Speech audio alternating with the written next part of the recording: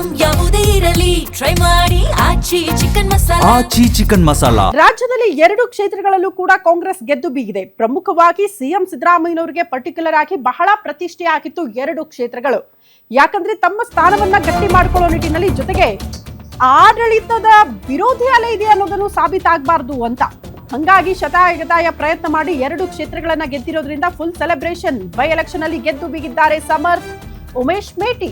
By election ಗೆದ್ದ ಸಂಭ್ರಮದಲ್ಲಿದೆ ಕಾಂಗ್ರೆಸ್ ಸರ್ಕಾರ. ಹಂಗಾಗಿ ಬಿಜೆಪಿಗೆ ಮತ್ತೊಂದು ಸಂದೇಶವನ್ನ ಕೊಡುತ್ತಾ ಆ ಮೂಲಕ ಕಾಂಗ್ರೆಸ್ ಅನ್ನೋದು ಪ್ರಶ್ನೆ ಆಗ್ತಾ ಇದೆ. 2028ರ ಎಲೆಕ್ಷನ್ಗೆ ಇದೇ ಭದ್ರ ಬುನಾದಿನ. ಇವತ್ತು ಸಿಎಂ ಸಿದ್ದರಾಮಯ್ಯನವರಿಂದ ಸುದ್ದಿಗೋಷ್ಠಿ ಇದೆ. ಆ ಸುದ್ದಿಗೋಷ್ಠಿಯಲ್ಲಿ ಪ್ರಸ್ತಾಪ ಆಗುವ ವಿಚಾರಗಳು ಹೆಂಗಿರುತ್ತೆ 2 ಕ್ಷೇತ್ರಗಳಿಗೆ ಸಂಬಂಧಪಟ್ಟಂತೆ.